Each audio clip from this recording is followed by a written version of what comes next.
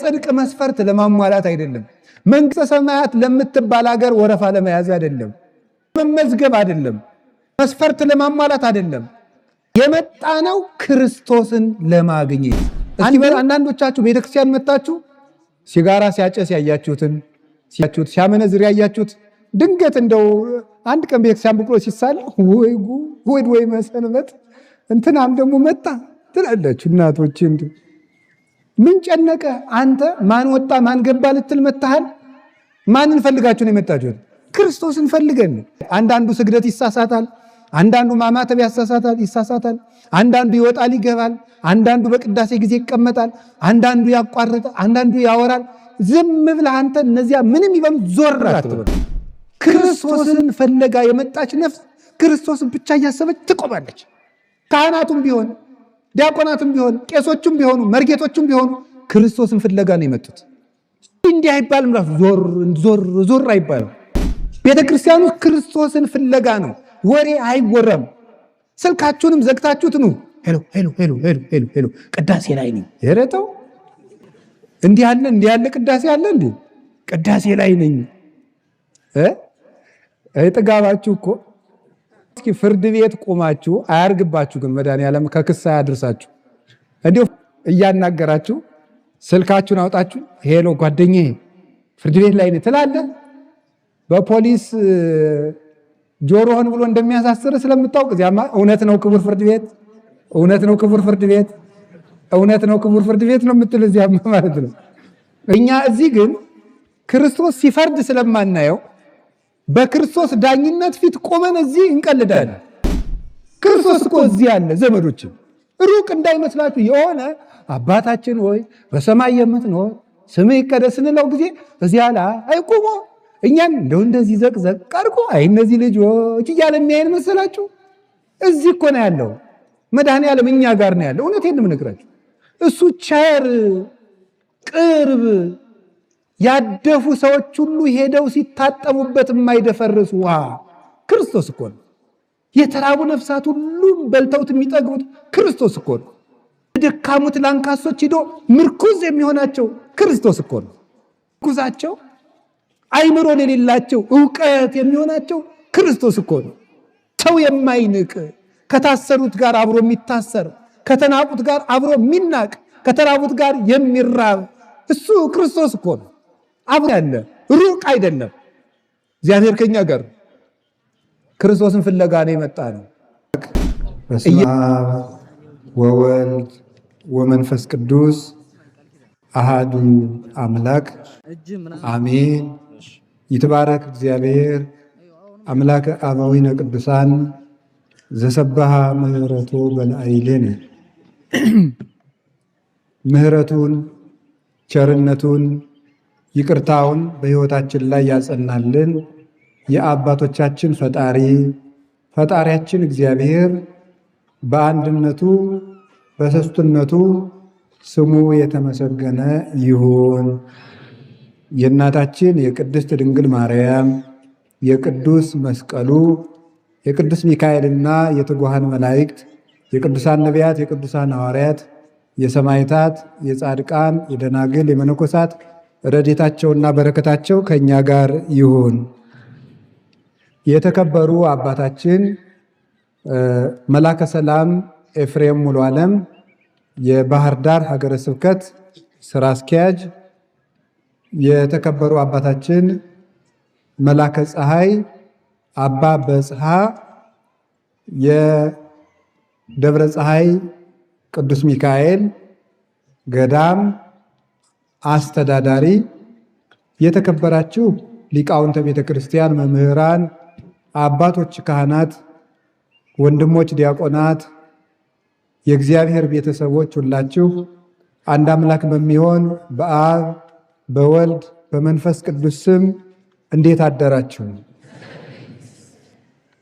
ልዑል እግዚአብሔር ፈጣሪያችን ይሄን ቀን ስለጨመረልን ለዚህ ቀን ስላደረሰን ክብር ምስጋና ለእርሱ ይሁን።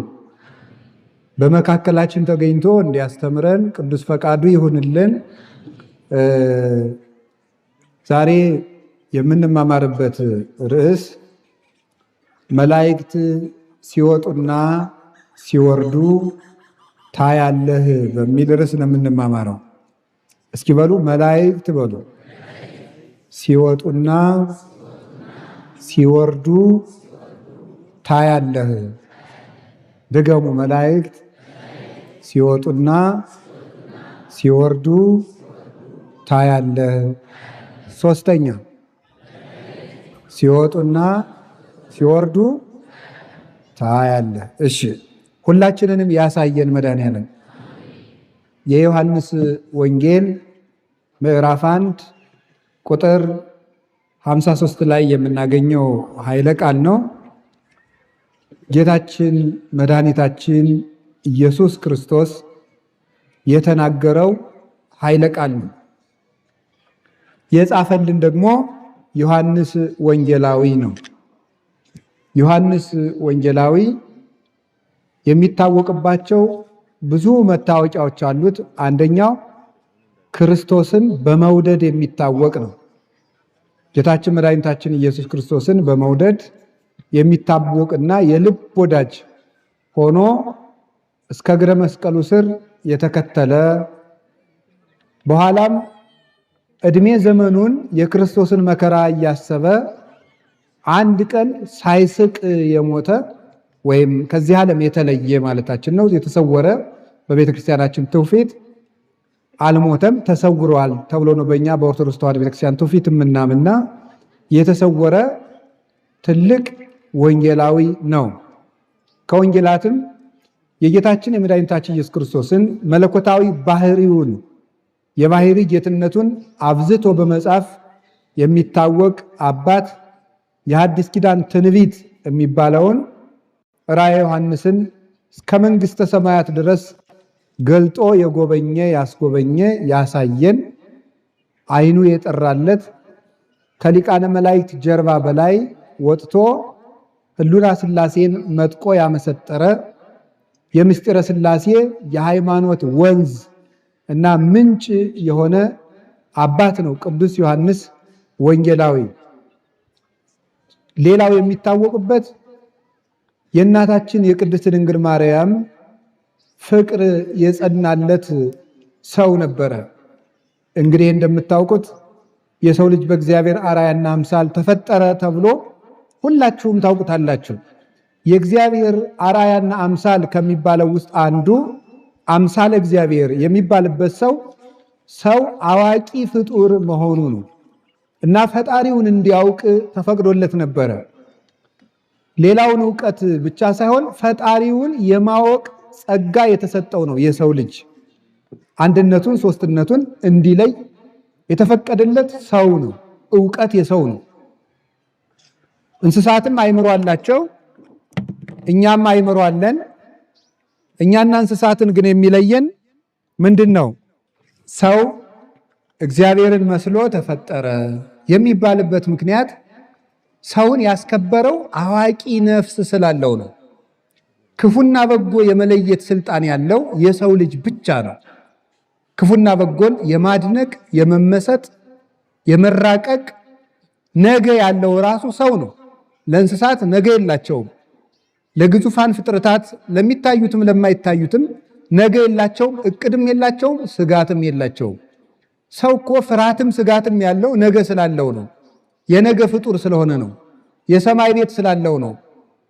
እንስሳት አራዊት አይደነግጡም፣ ምክንያቱም ከሞት በኋላ ሕይወት የላቸውም፣ ነገም የላቸውም።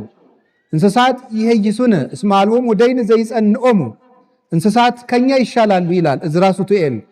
እነሱ ከሞት በኋላ ፍርድ አይጠብቃቸውምና እነሱ ፍርድ ስለሌለባቸው አይሰጉም፣ አይፈሩም፣ አያደንቁም፣ አይተቹም፣ አይሰለቹም፣ አይደነቁምም፣ አይደሰቱም፣ አያዝኑምም፣ አያለቅሱምም።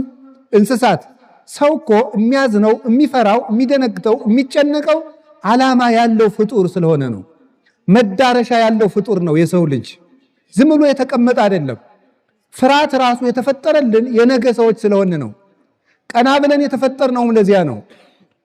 እንስሳት ተጎንብሰው የሚሄዱት ምድር እያዩ እዚሁ ምድር ይቀራሉ እንጂ የሰማይ ሕይወት ስለሌላቸው ነው።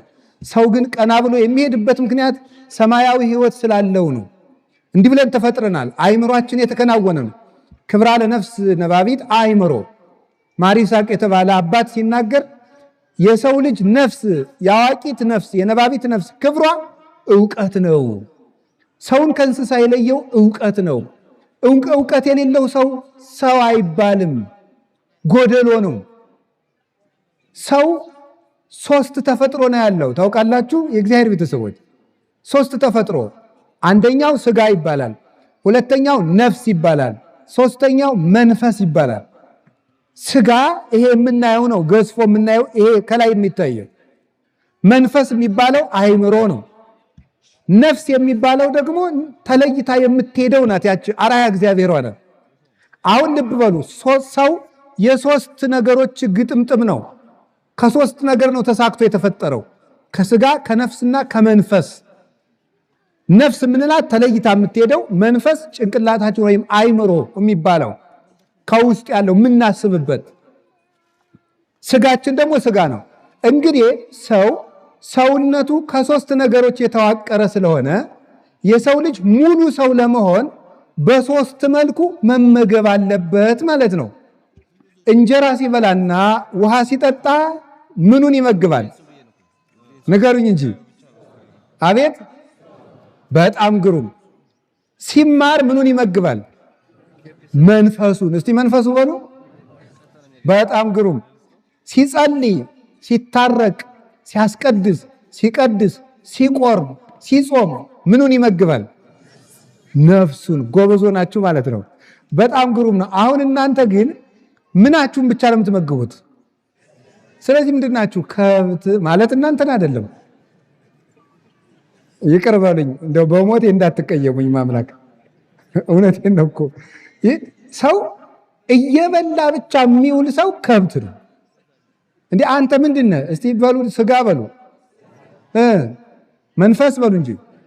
እና ምንድን ለስጋችሁም ትላላችሁ? እንሰራለን በሉ እንጂ። ለስጋችሁ ምን ማድረግ አለባችሁ?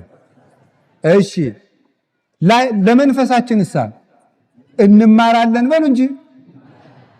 ለነፍሳችንሳ እንጸልያለን፣ እንጾማለን፣ ንስሐ እንገባለን። ሰው ስለዚህ በቀን ሶስቱን ያላደረገ ሰው አይባልም። ሰው አይደለም። አሁን እኮ ሁሉም ቢናገሩት ሆድ ባዶ ይቀራል ነው እንጂ በዓለም ላይ ሰላምም የጠፋ መስማማትም የጠፋ ችግርም የጠፋ ምን ብቻ ነው? ስጋ ብቻ በዓለም ላይ ስለበዛ ነው። ከብት ስለበዛ ነው። አእምሮ የለም፣ መማር የለም፣ ማስተዋል የለም። ወሬ ብቻ፣ እንጀራ ብቻ፣ ምሳ ብቻ፣ ቁርስ ብቻ፣ ውሃ ብቻ፣ እንቅልፍ ብቻ። ይህ ሰው አይደለም፣ ሰው አይባልም። ይሄ ማሰብ እኮ አለብን። የሰው ልጅ እንደ ሰው እንደ ባለ አእምሮ አስቡ እንጂ ብሏል ቅዱስ ጳውሎስ። እንደ ባለ አእምሮ አስቡ እንጂ እንደ ሰው አስቡ እንጂ ተብለናል። ያ የሆነበት ምክንያት ለምን ታውቃላችሁ? እውነት ለምንድን ነው የጠፋ? እውነት የነፍስ ነው። እውነት የነፍስ ገንዘብ ነው። ሰው ከህሊናው ጋር ከታረቀ ዓለም በሙሉ በሰላም ይኖራል። ሰው ከህሊና እንዲያውም ቅዱስ ዮሐንስ አፈወርቅ እንዲህ ብሎ ይናገራል። በዓለም ላይ 3 ጦርነቶች አሉ። መንግስታት ከመንግስታት ጋር የሚያደርጉት፣ ህዝብ ከህዝብ ጋር የሚያደርገው፣ ሰው ከራሱ ጋር የሚያደርገው ጦርነት። የከፋው 3ኛው ነው ይላል። ሰው ከራሱ ጋር የሚያደርገው ጦርነት። ከራሱ ጋር ያልታረቀ ሰው ዓለምን ሲበጠብጥ ይኖራል። ወደ ውስጡ የማያስብ ተምሮ የማያስብ ዲግሪ ካልታሰበበት ምን ያደርጋል? ማስተርስ ካልታሰበበት ምን ያደርጋል? ፒኤችዲ ካልታሰበበት ምን ያደርጋል? ምን ያደርጋል? ሳያስቡ የኖሩ አባቶቻችን ገበሬው አይሻልም?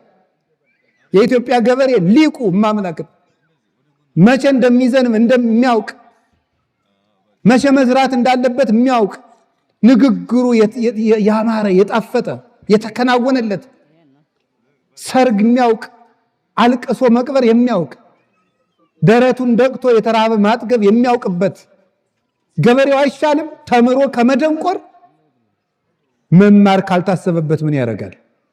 እንድናስብ እኮ ነው የተማርነው። ይገርማችኋል። የዘንድሮ ትምህርት ግን እንዳናስብ እያደረገን ነው። እውነቴን እኮ ነው። ሰው ከዝንጀሮ መጣ እያሉ አስተማሯችሁ፣ ዝንጀሮ አረጓችሁ። በቃ በቃ እንደዚህ ነው እኮ ሌላ ምን አለ ማለት ነው። ሰው ከዝንጀሮ መጣ አሏችሁ ዝንጀሮ ሆናችሁ ቁጭ። ሌላ ምን ሰው ማሰብ እንደው መድኃኒዓለም እንድናስብ ይርዳል። ትናንትን እንድናስብ፣ ነገን እንድናስብ፣ ውለታ እንድናስብ ማሰብ። አፄ ኃይለ ሥላሴ አንድ ጊዜ ዘመናዊ ትምህርት ቤት የወላጆች በዓል ተገኝተው ሰኔ ላይ ያደረጉት ንግግር በመጽሐፍ ተጽፎ አንብቤው ነበረ እና ምን ብለዋል መሰላችሁ? አፄ ኃይለ ሥላሴ የወላጆች በዓል ላይ ትምህርት ሲዘጋ ተገኝተው ምን መሰላችሁ? ልጆቼ ይሄን ያህል ዓመት የተማራችሁት እንድታስቡ ነው አሏቸው። ምን እንድትሉ ነው ያሉ? እንድታስቡ። ምን እንድታስቡ አሉ? ወላጆቻችሁን እንድታስቡ፣ መምህራቻችሁን እንድታስቡ፣ ሀገራችሁን እንድታስቡ፣ እግዚአብሔርን እንድታስቡ ነው አሉ። ይሄን እንድታስቡ ነው የተማራችሁት። መማር ለማሰብ ነው ብለው ተናግረው ነበር። በሞቴ እንዴት ሰው ቢያንስ በዚች ምድር ላይ 3 ሐሳቦች ማሰብ አይደለም። እኔ ከየት ነው የመጣሁት? where did I come from ማለት ይገባዋል። ከየት ነው የመጣሁት ማለት ይገባል። ቀጥሎስ what I am doing now አሁን ምን እያረኩ ነው ማለት አለበት። ሶስተኛስ where I am going የት ነው የምሄደው ማለት አለበት። ይሄንን የማይጠይቅ ሰው አይባልም። እኔ ምንድነኝ ማለት አለበት። እኔ ነኝ፣ የት ነው የመጣሁት? ምንድነኝ? ከየት ተገኘው? ማንን እመስላለሁ? ሰው ምንድነው ማለት። ቀጥሎስ እዚህ ምን እያደረኩ ነው? ሶስተኛስ በዚህ አካሄዴ እንደው መጨረሻ ምን ይሆን ብሎ ማሰብ አለበት። አንተ ሲያስብ ነው። አባቶቻችን እኮ ምን ይላሉ? በገዳም ሩጥ ሩጥ ሲል ሩጥ አይደለም፣ ብላ ብላ ሲል ብላ፣ ተኛ ተኛ ሲልም ተኛ፣ ሂድ ሂድ ሲል ግን ምሰሶውን ይዘር ይበል ይላል። ዝም ብሎ መባከን ማለት ማሰብ። ስለዚህ እግዚአብሔር ቤተሰቦች እንድናስብ ዮሐንስ ወንጌላዊን የጠቀስኩላችሁ ከክርስቶስ ደረት ተጠግቶ ይቀመጥ ነበር ይላል። ማለት የሰው ልጅ የተፈጠረው የክርስቶስን ፍቅር እንዲያስብ ነው። የእግዚአብሔርን ፍቅር እንዲያስብ ነው። ለማሰቢያ ነው ልብ የተሰጠን። የመጀመሪያይቱ እናታችን ሔዋን ባደረገችው ጥፋት የሰው ልጅ ማሰቢያ የሌለው እንስሳ ሆነ። አያችሁ? ተጠግቶ ይቀመጥ ነበር ማለት የክርስቶስ ልብ ነበረው። በክርስቶስ ያስብ ነበር። አንደኛ ቆሮንቶስ ምዕራፍ 2 ላይ ቅዱስ ጳውሎስ እኛ ግን የክርስቶስ ልብ አለን ይላል። የክርስቶስ ልብ አለን። በክርስቶስ ነው የምናስበው ማለት ነው። እና ቅዱስ ዮሐንስ ይህንን እንዲያገኝ ያደረገችው ድንግል ማርያም በጸሎቷ የእሷ ፍቅር ስለበዛለት ከመስቀሉ ስር እሷን ስለተቀበለ ነው። ከድንግል ማርያም የተጠጋ ሁሉ ልብ ያገኛል፣ ልብ ይኖረዋል፣ አይምሮ ይጨመርለታል፣ የሰማይ ምስጢር ይገለጥላታል፣ ልጇን ያያል፣ የአይኑ ሞራ ተገፎ ይወድቅለታል። እኛም ከድንግል ማርያም ተጠግተን መድኃኔዓለምን ፊቱን ለማየት ያብቃል። ስለዚህ ምን አለ ዮሐንስ ወንጌል ምዕራፍ 1 ላይ ከዚህ የሚበልጥ ታያለህ። መላእክት ሲወጡና ሲወርዱ። ነገሩ እንዲህ ነው። ፊልጶስ የሚባል ሐዋርያ ነበር። ከ12 ሐዋርያት አንዱ ነው። ጌታ መጀመሪያ ደቀ መዛሙርቱን በሚመርጥ ጊዜ ይህ ፊልጶስ የቤተ ሳይዳ ሰው ነው። ሄደና ናትናኤልን አንተ ሙሴ በኦሪት የጻፈለትን ነቢያት ትንቢት የተናገሩለትን አይሁድ የዮሴፍ ልጅ የሚሉትን የናዝሬቱን ኢየሱስን እኮ አገኘነው አለው። ማንን አገኘነው? ንገሩኝ እንጂ። አቤት እንዲሁ በሞት ያፈርሰው። ቤተክርስቲያን ለምን እንደምንመጣ ታውቃላችሁ? የናዝሬቱን ማንን ለማግኘት ነው? ኢየሱስን አግኝተን ለመሄድ ነው። ቤተክርስቲያን የምንመጣው ለዚያ ነው። ምንም የለውም ዘመዶች። ጸለይንም ጾምንም የጾሙ ዓላማ ስጋን ለመቅጣት የመብል አድማ አይደለም፣ ክርስቶስን ለማግኘት ነው። አንዳንድ ሰው ጾሙን ይጾማል፣ እየጾመ ደግሞ ከሰው ጋር በዱላ ይገጥማል። አይገርማችሁም? ምን እያረክ ነው ሲሉት እየጾምኩ። አንዱን ጧት በጥፊ ጠርቅሞ መጥቶ በ6 ሰዓት እንጀራ ብላ ሲለው አይ ሰዓት ገና ነው ይላል። ኧረ ተው ተው እንጂ። ቅዱስ ዮሐንስ አፈወርቅ ምን ይላል? አንተ ሰውዬ እንጀራ እምቢ ብለህ ግን የሰው ስጋ ትበላለህ ይላል። እንጀራ እምቢ ብለህ የሰው ስጋ ትበላለህ። ሰውን ማማት ቁርጥ ማድረግ። እንደው የዚህ ዘመንማ ደግሞ ዘመናዊ ሐሜት ነው የመጣው። እንዴት ያለ ሐሜት ነው! የቤተ ክርስቲያን አባቶችን ጭምር ቁርጥም አድርጎ የሚያማ ማለት ነው። እስከ ሰማይ ድረስ ከፍ ያለ አፍ ማለት ነው።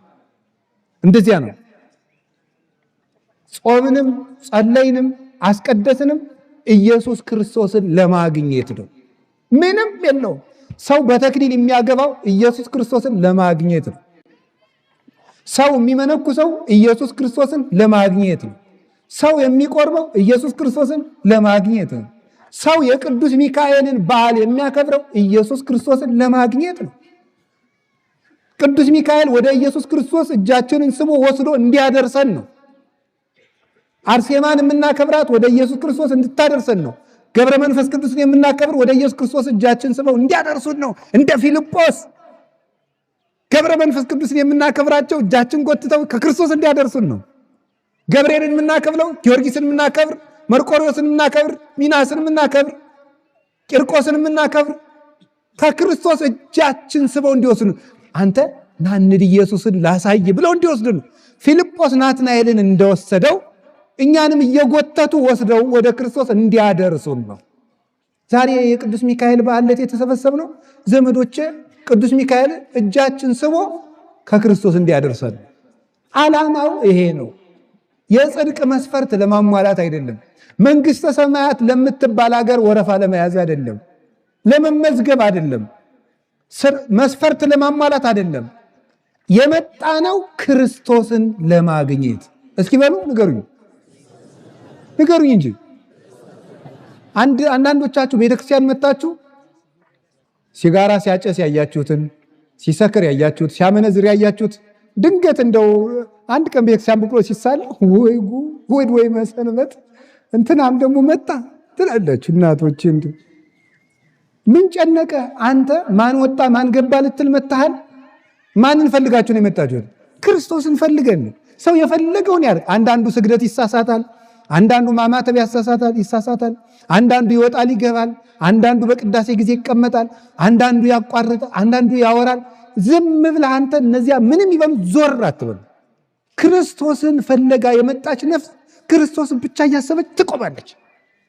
ካህናቱም ቢሆን ዲያቆናቱም ቢሆን ቄሶቹም ቢሆኑ መርጌቶቹም ቢሆኑ ክርስቶስን ፍለጋ ነው የመጡት። እንዲህ አይባልም። ራሱ ዞር አይባልም። ቤተ ክርስቲያኑ ክርስቶስን ፍለጋ ነው። ወሬ አይወራም። ስልካችሁንም ዘግታችሁት ነው ሄሎ ቅዳሴ ላይ ነው የረተው እንዲህ ያለ ቅዳሴ አለ እንዴ? ቅዳሴ ላይ ነኝ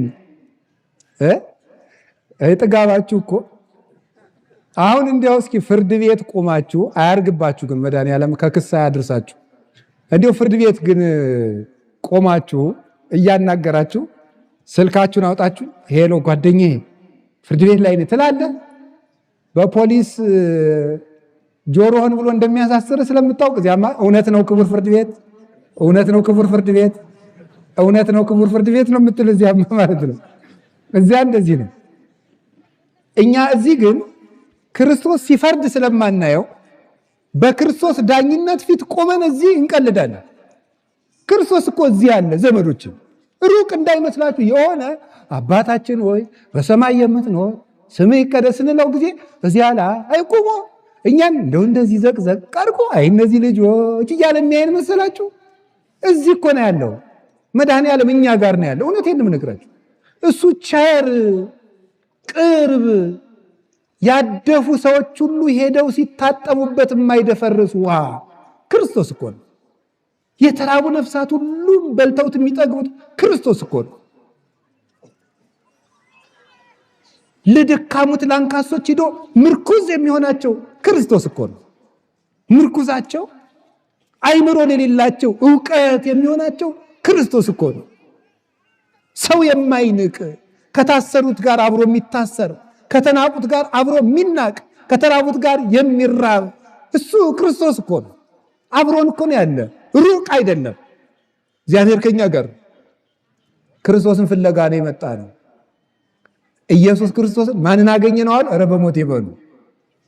አቤት ኢየሱስ ክርስቶስን በሉ እንጂ ሁላችሁ በሉ፣ የናዝሬቱን በሉ ኢየሱስ ክርስቶስን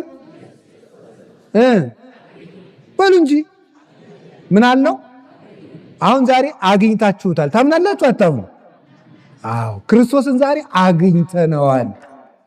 ቤተክርስቲያን ስትመጡ ታገኙታላችሁ። ለምንድን ነው ታዲያ ለእያንዳንዳችን እየተገለጠ ደህና ነህ ገብረ ሥላሴ፣ ደህና ነሽ ወለተ ሥላሴ የማይለን? ኩራታችን ስለማያስቀምጥ አሁን እናንተ እንደው አሁን ክርስቶስን እንደው በህልማችሁ ብታዩት ራሱ አሁን እኔን ትሰሙኛላችሁ? አይ አባ አንተ ትለፈልፋለህ፣ እኔ ሌሊት ማንን አግኝቼ እንደመጣሁ አላወቅ ነበር የምትሉኝ ማለት። ስለዚህ እግዚአብሔር አቅማችንን ስለሚያውቅ ነው፣ መጠናችንን ስለሚያውቅ በትህትና እንድንኖር ብሎ ነው እንጂ እንኳን ክርስቶስን በህልማችን አይተነው እንደው ሽማግሌ ቀይ ሰውዬ ካየን ራሱ ሚካኤል እየመሰለን ኩራታችን ያስቀምጣል? አያስቀምጥንም። በግራ በቀኝ እንደዚህ የሚመጣው የክርስቶስ እጅ ነው የሚወክለው። በግራ ያለው የእሱን እጅ ነው የሚወክለው። እሱ በሩ ላይ ስትገቡ ወደ ክርስቶስ እቅፍ እየገባችሁ እንደሆነ ነው ማሰብ ያለባችሁ። አሁን ያለነው ክርስቶስ እቅፍ ውስጥ ነው፣ እጆቹ ውስጥ ነን ያለነው።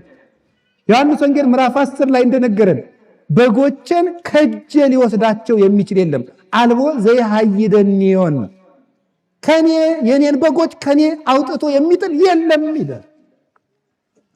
የናዝሬቱን ኢየሱስን እኮ አገኘነው አለና ይዞት ሄደ። ሰውን ወደ ክርስቶስ ነው መውሰድ ያለባችሁ።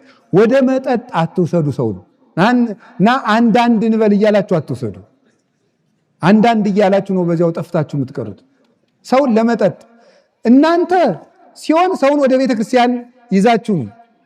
ካልሆነ ደግሞ ጓደኛችሁ እንኳን መንፈሳዊ ሕይወት ሲጀምር አታሸማቁት። እጨጌ ቄሴ ደግሞ ከመቸለቱ ልጅ ነው። ኧረ እባክህ አታስቀኝና ዝም ብለህ እያላችሁ እያሳቀቃችሁ ሰው እንደ ከብት የሚበላ የነበረው አቡነ ብሎ ሲበላ ታሸማቀቁታላችሁ። ይሰክር የነበረ ሰው ስካሩን ትቶ ቤተክርስቲያን መምጣት ሲጀምር እናሸማቀቀዋለን። እንደ ፊልጶስ ሰውን ቤተክርስቲያኑ ይዞ መሄድ ናማ ኢየሱስ ክርስቶስን አገኘ ነው አለው። የወሰደና አንተ አለው ቦኑ ይትካሃል ከመ ብእሲ ሄር ይጻ እምናዝሬት፣ ከናዝሬት ደግ ሰው ሊወጣ ይችላል አለው። እስቲ በሉ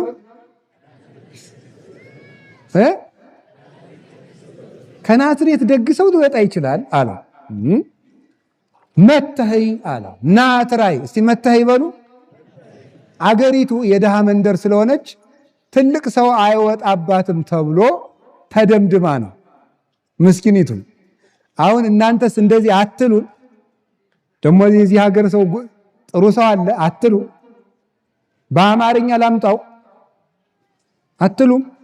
አገር አይታችሁ ሰው አትነቁም? የተወለደበትን ሰውን ጎጃም ነው ጎንደር ነው ሸዋ ነው አትሉትም? ትላላችሁ። እንደ ናትናኤል ማለት ከናዝሬት ደግሞ ደግ ሰው ይወጣል እንዴ? የኛ ሀገር ነው እንጂ ብሎ ማለት አያችሁት? የኔ ሀገር ነው ጀግና፣ የኔ ሀገር ነው ጥሩ፣ የኔ ሀገር ነው አዋቂ፣ የኔ ሀገር ነው ለጋስ አይባልም። ሰው የእግዚአብሔር ሰው ነው። እስቲ የእግዚአብሔር ሰው በሉ ንገሩኝ እንጂ። የኛ የክርስቲያኖች ሀገራችን በሰማይ ነው። ፊልጵስዩስ ምዕራፍ 3 ቁጥር 18 ሸዋ ስለሆንክ የምታገኘው መንግስተ ሰማያት የለም። ለጎንደሬ የተዘጋጀ መንግስተ ሰማያት የለም። ለጎጃሜ የተዘጋጀ መንግስተ ሰማያት የለም። ለክርስቲያን የተዘጋጀ መንግስተ ሰማያት ብቻ ነው ያለው። የእግዚአብሔር ቤተሰቦች ሀገራችን ኢትዮጵያን እንደ ኢትዮጵያነቷ ብናቆያት አንድ ሆነን ብናስብ እንድናለን። እንዲህ ግን ብንቆራረጥ ግን ተቆራርጠን እንወድቃለን። ኧረ እንዲሁ በሞት አሁን እኮ የቀረን የቤት ቁጥር ዘረኝነት ነው። የጎጡማ ሞልቶ አልፎ ፈሷል። የቀረን ይሄ ነው። ልንገራችሁ ክርስቲያኖች፣ ክርስቲያን ሆኖ ዘረኛ ከሚሆን ሰው ከሃዲ ሰው ይሻላል። ይሄ በጣም ከፍተኛ የሆነ ኃጢአት ነው። እኛውን ኃጢአት የሚመስለን ወይ ነፍስ መግደል ብቻ ነው ወይ ስርቆት ብቻ ነው። ዘረኝነት ግን የክርስቶስን አካሉን እየቆራረጡ የተለያየ ቦታ የማስቀመጥ ያህል ነው። ታውቃላችሁ? እስቲ አንድን ሰውዬ ወዳለሁ እያላችሁ ቀኝ እጁን ቁረጡና ሌላ ቦታ አስቀምጡት። ግራ እጁን ቁረጡና ሌላ ቦታ አስቀምጡት። አይኑን አውጡና ትወዱታላችሁ ይባላል። እንዲህ ብታረጉ ቤተ ክርስቲያን የክርስቶስ አካል ናት። የዚህ ሀገር ተወላጅ ስንል ማንን የምንቆራርጠው? የክርስቶስን አካል ነው። ከዚህ በላይ አይሁድስ አንድ ቀን ነው የሰቀሉት። እኛ ስንት ቀን ነው ክርስቶስን እየከፋፈል ነው ያለው? አይሁድ አንድ ቀን ብቻ ነው የሰቀሉት። እኛም ክርስቶስን እየሰቀልን ነው በመለያየት በክፋት። ይሄ ልቡናችን ካልነጻ እግዚአብሔር አይዘበትበትም። ከናዝሬት ደግሶ ይወጣል። እንዲሁ ከቃሉ ጋር ናቸው። እግዚአብሔር ሁላችን ጋር ይሁን። ትዕቢታችን ይጥለናል። እውነቴን ልንገራችሁ፣ እኛ ጻድቃን፣ እኛ ኢትዮጵያውያን፣ እኛ ቅዱሳን፣ እኛ እንደሚባል እኛ የለም። የሚያድነን የክርስቶስ መንገድ ነው። ኋላ ምን አለው? ና መጥተህ እያለው። ይሄ ሊቃውንት ምን ብለው ይተረጉማሉ? ፊልጶስ እንደው ለጋ ክርስቲያን ነው የሚመስል ይላሉ። ዓይንህን አፍጥጠህ ክርስቶስን አሰድበህ ቤትክን። እንዴት ነው ታዲያ? መናፍቃን ካጋጠሟችሁ ገና አልበሰልክ አይደል? ናንድ ኦርቶዶክሱን ትሉታላችሁ። እንዴት ሆኖ ሲል መተህ ይበሉ። አዎ ምን ይላሉ ሊቃውንቱ? ምን ይላሉ? ፊልጶስ ማስረዳት ቢያቅተው ምን አላለ? እስኪ መተህ ይበሉ። ማርያም ታማልዳለች ብላችሁ ትናገራላችኋል። እንዴት ሆኖ መልሱ። እናንተ ንገሩኝ እንጂ። አዎ ቅዱስ ሚካኤል ያማልዳል። እንዴት ሆኖ ሲላችሁ መልሳችሁ ምንድን ነው? መተህ ና እስቲ እዚህ ቅዱስ ሚካኤል ድርሳኑን ድገምና አለማማለዱ ነው። አንተ ሞኝ ብትሉት ይመጣል። አቡነ ተክለ ሃይማኖት ያማልዳሉ፣ ጊዮርጊስ ያማልዳል። አዎ እንዴት ሆኖ ሁላችሁ አንድ ጊዜ በሉ። መተህ እመቤቴን እኔ ራሴ ያሳያችሁ የለ ማለት እኔ አቡነ ተክለ ሃይማኖት ያደረጉልኝ ብነግራችሁ፣ ቅዱስ ጊዮርጊስ ያደረገልኝ ብነግራችሁ፣ እግዚአብሔር በፊቴ ቆሞ በሚፈርድብኝ በእግዚአብሔር ፊት ነው የምናገረው። ቅዱስ መርቆሬዎስ ያደረገልኝን፣ ቅዱስ ቂርቆስ ያደረገልኝን፣ አቡነ ገብረ መንፈስ ቅዱስ ያደረጉልኝ በትክክል ነው። ቅድስት አርሴማ ያደረገችልኝን መታችሁ እዩ። እናንተ ሞክሩት። መታይ ክርስትና የተፈተነ ነው በእውነት ማለት ነው። የተፈተነ የታወቀ የተረዳ ነው። እውነቴን ነው የምነግራችሁ። ከቃሉ ጋር ናችሁ። አሁን አንድ ሰው ነው የነገረኝ። ሌባ ከግቢው ገብቶ ጧት ከግቢው ውስጥ ቆሞ ተገኘ። ምን ሆነ ነው ያልወጣ ሲባል ሰውየው ለካ ከቤተክርስቲያኑ ግቢ አንድ የቅዱሳን ስዕል ሰቅሏል። እኒህ ሰው ያልሰደይ ብለው ሌባው ማለት አላንቀሳቀሰኝ ብሎ አሁን ድረስ ይደረጋል። ሁላችን ተፈውሰናል በቅዱሳን ጸበል። እኔ ራሴ እግሬን እጄን እያመመኝ ያየሁትን ነው። እኔ ታዲያ ምን ፈልጌ ነው እዚህ ውስጥ ተክለ ሃይማኖት ገብረ መንፈስ ቅዱስ ሚካኤል ምልን ምን ብዬ ነው እንዴ? ሌላው ብቀር እንጀራ ቸግሮኝ ነው እንዴ? ምን ብለን ነው ታዲያኛ ምን እዚህ ውስጥ እኔ ዓመት እስከ ዓመት ድንግል ማርያም እያልኩ የምሰብከው ምን ቸግሮን ነው? እኛ እንጀራ ቸግሮን ነው? እናንተ የምትበሉትን እንጀራ እኛ ጽፈን ደጉሰን ተናግረን አውርተን መብላት አቅቶን፣ እናንተ እንኳን አውርታችሁ እየበላችሁ አይደል? ምን ሆነን ነው እዚህ ውስጥ ታዲያ የምንኖረው? እዚች ቤተክርስቲያን ውስጥ የምንኖርበት ምክንያት በእርግጥ እኔ እንደ መረጃ የቤተክርስቲያንን እውቀት ስለሸመደድን ሳይሆን እግዚአብሔር ስላደረገልን። መተህ በሉ ንገሩኝ። ስለዚህ በዚህ በየቲክቶኩ በየፌስቡኩ አትዳረቁ ከነሱ ጋር። ኦርቶዶክሲ ቴዎሎጂ የሚባለው ፕራክቲካል ቴዎሎጂ ነው። የኦርቶዶክስ አስተምህሮ የህይወት ትምህርት ነው። ኑረው የሚያገኙት ነው። እዚህ አንድ ጥቅስ እየሸመደድክ አትሩት። ጌታዬዋ እግዚአብሔር የሚገኘው በመኖር ነው። አንዲት ጥቅስ ማርያም ታማልዳለች። ሞኝ እንኳን ማርያም እኔ ያማልዳለሁ። ምን ማለት ነው? አንድ ክርስቲያን ያማልዳል። ታውቃላችሁ? አንድ ክርስቲያን ለባልንጀራው ቢጸልይ ያማልዳል አያማልድም? አንድ ምዕመን ማለት ወንድም ሆነ ሴትም ሆነ እኔ ብቻ አይደለሁም እኮ አንድ ክርስቲያን ለባልንጀራው እግዚአብሔርን ቢለምን ከእግዚአብሔር ያማልደዋል። የቅዱሳን ፍጹም ነው፣ ነውር የለበትም። የኛ ግን ኃጢአት የተቀላቀለበት ነው። ለባልንጀራችን ብንጸልይ ከነ ነውራችን፣ ከነ ድክመታችን፣ ከነ ክፋታችን፣ ከነ ርኩሰታችን ነው እኛ ብንጸልይ። ድንግል ማርያም ግን ንጹሕ አእምሮዋን ይዛን የምትጸልየው። ለባልንጀራው የሚጸልይ ባልንጀራውን ከስተት የሚመልስ ቢኖር እሱ የእግዚአብሔርን ድነት ገንዘብ ያደርጋል ተብሎ አንደኛ ያዕቆብ መልእክት ምዕራፍ 5 ላይ ተጽፎልናል። ለባልንጀራችን ሁላችንም መጸለይ እንችላለን። አይገርማችሁም? መተይ በሉ ልክ ምን አላችሁ? መተይ በቃ እኔ ወንድሜ አርሴማ ምን አድርጋልህ ነው ቢል መተይ። እኔም አንዳንድ ሰው ሰምታችሁ አታውቁም? የተሰማኝን ደስታ ልነግርህ አልችልም የሚል ሰው ሰምታችሁ ታውቃላችሁ? እንደዚያ ነው። እኔ ልነግርህ አልችልም። መተይ ዝም ብለህ ተማር። መተይ በተግባር ተመልከት እግዚአብሔርን። ኤልሳ የድሃይቱን ቤት ሲሞላላት፣ ልጇን ሲያስነሳላት፣ ኤልያስ የሞተ ሲያስነሳ፣ ባዶ ማድጋ ሲሞላ መተህ ይልቅ ተመልከት። መተህ ጳውሎስ እንኳን በአካሉ በጨርቁ ጫፍ ሙት ሲያነሳ ና መተህ። እንኳን በጨርቅ ጴጥሮስ በጥላው በረጅሙ ጥላ ሙት ሲያነሳ መተህ ና መተህ ያለው። ስለዚህ ደካማ ክርስቲያን ጭቅጭቅ አይገጥምም። ክርክር የሚፈልግ ሰው ሰይጣናዊ ነው። እናንተ እዚያ ውስጥ አትግቡ። ለመምህርነትም አልተሾማችሁም። ሀብተ መንፈስ ቅዱስ የመከራከር ጸጋ ያልተሰጠው ሰውም አይከራከርም። መከራከር የሚችለው እንደ እስጢፋኖስ የመንፈስ ቅዱስ ሀብት ያደረበት ሰው፣ የተማረ ሰው፣ ምስጢር ያደላደለ ሰው ነው። ገባችሁ? አሁን አንድ ሰው ስለ ኢንጂነሪንግ ሳይመረቅ የዚህ ቤት ዲዛይን ቢለኝ እኔ አርፈ ቁጭ በል ነው የምለው።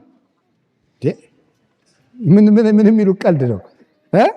ሳይክል ነድቶ የማያውቅ ሰውዬ የመንጃ ፈቃድ ልስጥ ቢለኝ እኔ ይሻልልም ትላላችሁ? ያልተማረውን ወዴት ብሎ ነው የማይሆን? አዲስ አበባ ግቢ ውስጥ ዝም ብሎ ወይም ትልቅ ከተማ ውስጥ እየበላ ያደገ ልጅ ጤፍና አዘራር ሊያስተምር ብለኝ በዝም ብለህ ሻይ ፈልገህ ነው ዳቦ ቁርስ ልስጥ ነው የምለው። ሰው ያላወቀውን አያስተምርም። ባላውቃችሁ ጉዳይ አትጨቃጭቁ። እንዲህ ነው አትበለው። ማርያም እንዲህ ናት፣ ሚካኤል እንዲህ ነው ብላችሁ አንድ የበሉ ሁላችሁ መጥተህ ምን በል እይነ ስለ ክርስቶስም ቢሆን ሰዎች ቢናገሯችሁ እንዲህ ነው ብላችሁ እና ክርስቶስን መጥተህ እየው። ይቺ ቤተ ክርስቲያን ቅድስት ክብርት አሐቲ እንደሆነች እና ጸልየባት፣ ኪዳን አስደርሰባት፣ አስቀድሰባት፣ ቆርበህባት እና መጥተህ እይ በሉ። ወሰደው። ሲወስደው ምን አደረገ መሰላችሁ? ከቃሉ ጋር ናችሁ? ማሳየት ከመናገር ምን ይበልጣል? እስኪ ንገሩኝ። አቤት ማሳየት። እናንተ አሁን እዚህ የተሰበሰባችሁት ሁሉ ልጆቻችሁ ጥሩ ልጆች ሆነው እንዲያድጉ ትፈልጋላችሁ? አቤት። አዎ። ግን ልጆቹ የሚፈልጉት ምን እንደሆነ ታውቃላችሁ? ማየት። እስኪ ማየት በሉ። ከምታቆርቧቸው በላይ ምንድነው የሚፈልጉት እነሱ? ምን እነሱን ብቻ ከማቁረብ ይልቅ ምንድነው ማየት የሚፈልጉት? ስትቆርቡ ማየት ነው። ቆይተው ከፍ ሲሉናል አባባ እማማ ግን ልጆች ብቻ የምንቆርብ ለምንድን ነው ይላሉ። ከፍ ሲሉ ማለት ነው። ከመናገር ማሳየት ነው የሚበልጥ። ልጆች እንደዚህ ነው። ስገድ ከምትለው ሰግዳ ያሳየው ልጁን። ከዛ ይሰግዳል አብሮ ማለት ነው። አላያችኋቸው? ልጆች የሚያደርጉትን ነው የሚያውቁ። እንደውም አንድ መጽሐፍ እየተመለከትኩ ነበረ። በተለይ ልጆች ከ2 ዓመታቸው ጀምሮ እስከ 7 ዓመት ድረስ የዘመናቸውን ሐሳብ ሁሉ የሚጥሉበት ጊዜ ነው። አሁን የ2 ዓመት ልጅ ዝም ብሎ ቀዥቃዣ ስለሆነ የማይሰማ ነው የሚመስላችሁ። ሁሉን ነገር ነው የሚሰሙት። ሁሉን ነገር እዚያ ላይ ካበላሻችኋቸው እዚያ በኋላ እንደተበላችሁ ነው የሚቀሩት። ልፋት ይጠይቃሉ። 2 ዓመት ጀምሮ ጥንቃቄ የምታደርጓቸው ነገር የማይሰሙ ይመስሏችኋል፣ ይሰማሉ። የማያዩ ይመስሏችኋል፣ ያያሉ። እየቃዡ ሁሉ ነው የሚያዩት ልጆቹ። የዚያ ጊዜ ማሳየት ወስዶ ክርስቶስን አሳየው። ከዚያ በኋላ ናትናኤልን ጌታ ሲያየው ምን አለ መሰላችሁ? ነዋ ዘባማን እስራኤላዊ ዘአልቦ ጽልሁት ውስተ ልቡ፣ በልቡናው ክዳት ሽንገላ የሌለበት እውነተኛው እስራኤላዊ ገናሁን መጣ አለ ጌታ። እውነተኛው እስራኤላዊ ገናሁን መጣ። እሱ ክርስቶስን ለማየት ከመምጣቱ በፊት ክርስቶስ ግን እሱን እያየው ነበር። ከዚያ በኋላ ናትናኤል እውነተኛ እስራኤላዊ በልቡናው ሽንገላ የሌለበት ሽንገላ የሌላባቸው ሰዎች እግዚአብሔር ነው ያሉ። ሽንገላ ማለት በአፍ ሌላ በልብ ሌላ ነው።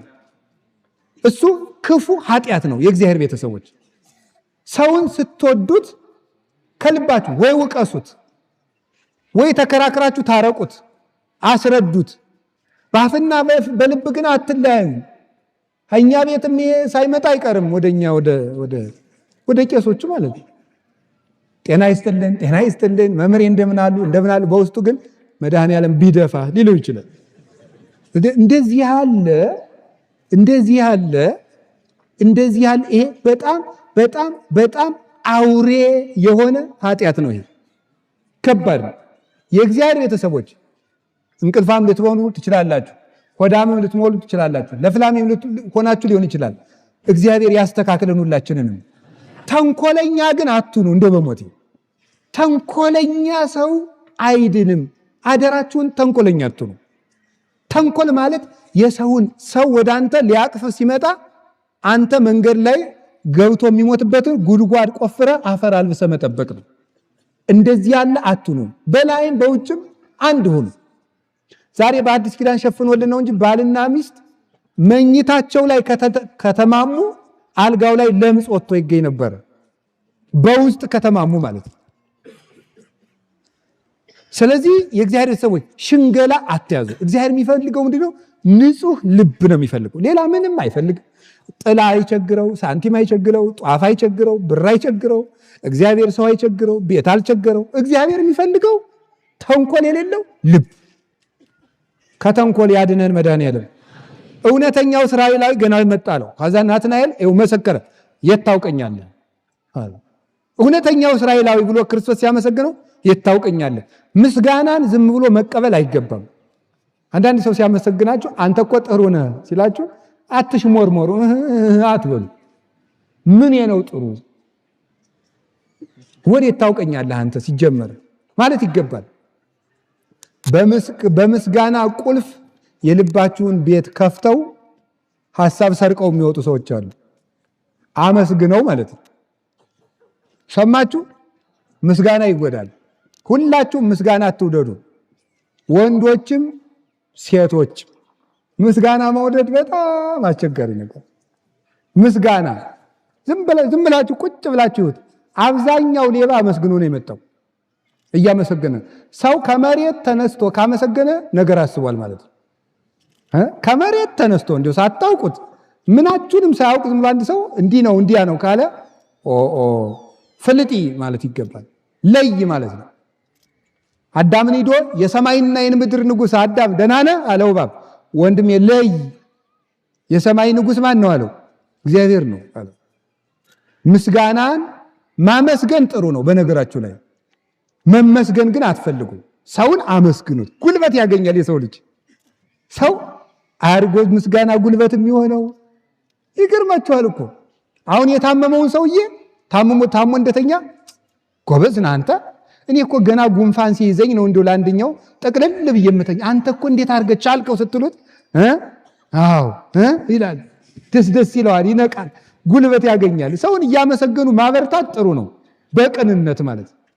ሕፃናት አላያችኋቸው ምስጋና እንዴት እንደሚሰራ? እቤት የእናታቸውን ስኳር ይደፉታል። አይቸግነው ጎበዝ ሲሉት ምን አባቱን ይሄ ደንባራ ካልወጥ እሪ ይላሉ።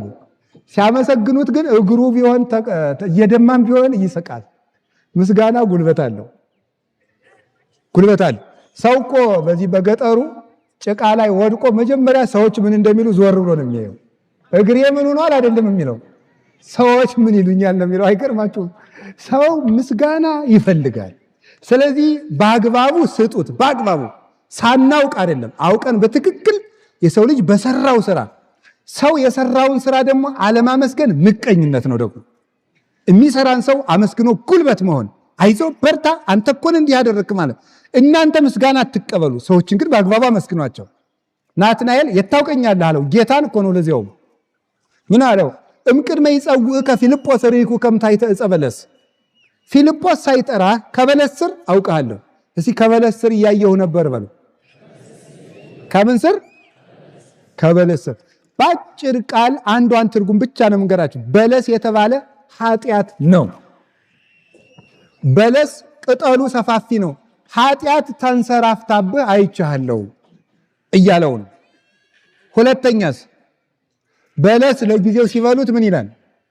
ይጣፍጣል። ቆይቶ ግን ይኮመድዳል ወይም ይሆመጥጣል። ኃጢአትም ለጊዜው ሲሰሯት ምን ትላለች? ደስ ደስ ሰርተዋ ሲጨርሱ በጸጸት ትገርፋለች። ከበለስ ስር አይሃለው የሚለው አያርጎ ደስ የሚለው የእግዚአብሔር ቤተሰቦች ከበለስ ስር አይሃለው ማለት ምን እንደሆነ ታውቃላችሁ? ኃጢአት ሰፍኖብን እያለ ራሱ ክርስቶስ ምን ይለናል? ያየናል በሉ ያየናል በሉ እንጂ መቼ ነው የሚመጣልኝ ልጄ ብሎ ልጆቼ መቼ ነው የሚመጡልኝ ብሎ ኃጢአት ውስጥ ሆነን እንኳን በምህረት ነው የሚያየን። ኃጢአት ውስጥ እያለንም በምህረት የሚያየን እግዚአብሔር ነው። ኃጢአታችሁን ያወቀለት አይኑን አንዱ ቅንድሙን ወደ ላይ አንዱ ቅንድሙን ወደ ታች አድርጎ የሚያይ ሰው ነው። ሰው ኃጢአታችንን ሲያውቅ ንቆ ያየናል። እግዚአብሔር ግን ኃጢአታችን ውስጥንም በምህረት ያየናል። በምህረት የሚያየን እሱ ነው። አሁንም ድረስ እግዚአብሔር ሊፈርድብን ሳይሆን ሊምረን የሚቸኩለው። እዚያ ምን አለው? በአማን ወልደ እግዚአብሔር ወንጉሥ እስራኤል አንተ በእውነት የእስራኤል ንጉሥ ነህ አለው። የማን ንጉሥ? ከዛ ጌታ ምን አለው? ፊልጶስ እኔ ከበለስ ስር አውቃለሁ ስላልከኝ ነው ስላልኩህ ነው የእስራኤል ንጉሥ ያልከኝ አለው። አማን አማን እብለክሙ እምይእዜሰ ዘየዐቢ እምዝ ትርእዩ እንዘ ይትረኃዋ ሰማያት ወመላእክተ እግዚአብሔር ያዐርጉ ወይወርዱ ሀበ እጓለ እመሕያው። እውነት እውነት እላችኋለሁ አሁን ግን ከዚህ የሚበልጥ ታያለህ። አንተ የእስራኤል ንጉሥ ነው ብለኸኛል። ነገር ግን መላእክት ወደ ሰው ልጅ ሲወጡና ሲወርዱ ከዚህ የሚበልጥ ታያለህ። የሰማይ መስኮት ሲከፈት መላእክት ሲወጡና ሲወርዱ ታያለህ አለው። ርዕሳችን ላይ ደረስን። የእስራኤል ንጉሥ ነው ቢለው የለም ከንጉሥ በላይ የሚሆን ነገር ታያለህ አለው። አንተ የእስራኤል ንጉሥ ነው ቢለው ከዚህ የሚበልጥ ታያለህ አለው። ምን ማለት ይመስላችኋል? ሰው የሆነው አምላክ የመላእክት ንጉሥ ነው። እስኪ አንድ ጥያቄ ልጠይቃችሁ። መላእክት ወደ ሰው ልጅ ሲወጡና ሲወርዱ ታያለህ። አንድ ጊዜ ይህን ቃል በሉት። መላእክት ወደ ሰው ልጅ ሲወጡና ሲወርዱ ታያለህ። ምን ሲሉ? ወደ ማን? ወደ ማን? ወደ ሰው ልጅ። ጆሮአችሁ መስማት አለበት። እሺ፣ መላእክት ወደ ሰው ልጅ ሲወጡና ሲወርዱ ማን? መላእክት ወደ ማን? አቤት ጥሩ። አሁን እዚህ ውስጥ የሰው ልጅ የሚለው ጌታ ማንን ነው? ራሱን። እስቲ ራሱን በሉ። ክርስቶስ ራሱን የማን ልጅ እያለ ይጠራል? ጥሩ። ስለዚህ መላእክት ወዴት ነው ሲወጡና ሲወርዱ? አቤት እንግዲህ ትምህርቷ ትንሽ ጠጠር ልትል ስለሆነ ነው። 5 ደቂቃ ነው የምትጠጠረው። አይዟችሁ። ወደ ሰው ልጅ ሲወጡና ሲወርዱ የሰው ልጅ ያለው ጌታ ማንን ነው? አቤት። ምክንያቱም ራሱን ሁልጊዜ ጌታ ማን እያለ ያስተምረዋል? የሰው ልጅ። ከማን ስለተወለደ? አንድ ሐሳብ ልንገራችሁ። አሁን ገሊ አንድ ሰው መጥቶ እኔ የሰው ልጅ ነኝ ቢል እና ማን ምንድን ነው ብለዋል አትሉትም? ለምሳሌ እኔ መጥቼ እኔ እኮ የሰው ልጅ ነኝ፣ አባቴ ሰው ነው፣ እናቴም ሰው ናቸው ብላችሁ እንዴ ማን የጥጃ ልጅ ነህ አትሉኝም? እናንተ እንዴ አትሉም ትላላችሁ። ሰው የሰው ልጅ ነኝ ቢል ይደነቃል አይደነቅም? አቤት። ክርስቶስ ግን የሰው ልጅ የሚለው ታዲያ ለምንድን ነው? አያችሁ፣ ሰው የሰው ልጅ ነኝ ቢል አይደነቅም እና የሰው ልጅ ነው። ክርስቶስ ግን የሰው ልጅ ነኝ ሲል ምን ማለቱ ነው? አሃ በፊት ምንድን ነው ማለት ነው? አምላክ አትሉም እንዴ? ምንድን ነው የሰው ልጅ ብሎ የሚጠራበት ምክንያት አምላክ ነኝ ግን ሰው ሆኜ የተወለድኩ ማለቱ ነው። አምላክ ነኝ ግን ምን ሆኜ የተወለድኩ ማለቱ ነው? ሰው ሆኜ የተወለድኩ ማለቱ ነው። አሁን ልብ በሉ። ጌታችን ኢየሱስ ክርስቶስ ይህንን ሲናገር የት ውስጥ ነው? ገሊላ ውስጥ ነው። ኢየሩሳሌም ውስጥ፣ እስራኤል ውስጥ ነው። መሬት ላይ ተቀምጦ ነው። መላእክት ወደ ሰው ልጅ ሲወጡ፣ እስቲ ሲወጡ በሉ እና ቆይ እሱ ይህን ሲናገር የት ነበረ? ንገሩኝ እንጂ። አቤት መሬት። ታዲያ ወደ ሰው ልጅ ሲወጡ ለምን ይላል እንዴ? አይገርማችሁም? ምንድን ነው ይሄ? ሲወጡና እንደው ምን ዝም ብሎ ግድ እንደማይሰጣችሁ እንኳን አልልም።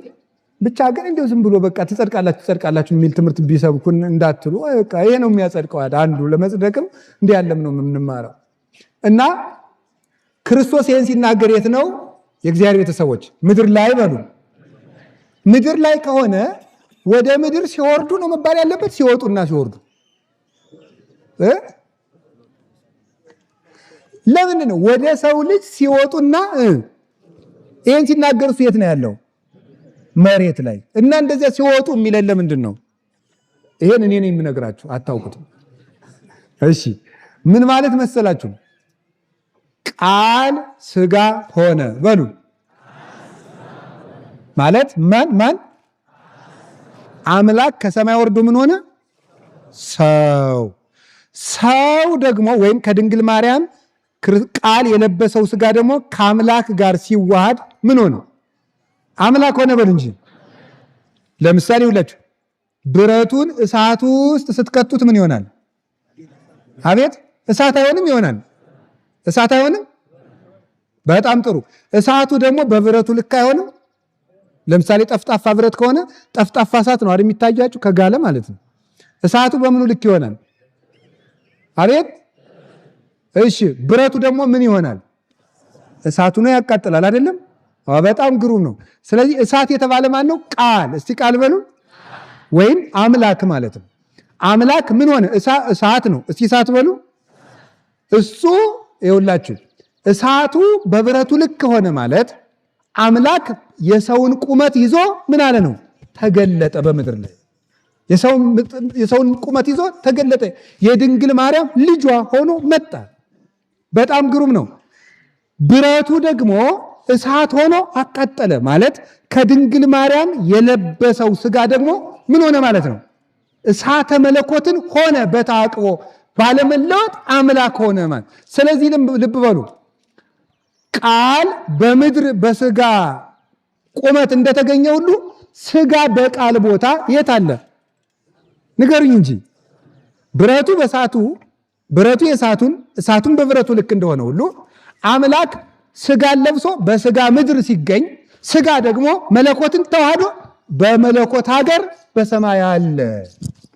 ክርስቶስ ምድር ላይ እንደቆመ የት አለ ማለት ነው? ስለዚህ ሰማይ ላይ አለ ማለት ነው። የምናመልከው ኢየሱስ ክርስቶስ ይህ ነው። ተዋህዶ ይሏቸዋል። ይሄ ነው ሃይማኖታችን። ምንድን ነው? ኦርቶዶክስ ተዋህዶ በሉ እንጂ። ኦርቶዶክስ ተዋህዶ ማለት ይሄ ነው።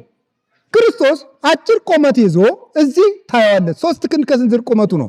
ሰማየ ሰማያትን ደግሞ አልፎ ሱራፌል፣ ኪሩቤል፣ መላእክት ወደ እሱ እየወጡ ቅዱስ ቅዱስ ቅዱስ እግዚአብሔር እያሉ እንደ ሻስ ሲነጠፉለት ይታያል።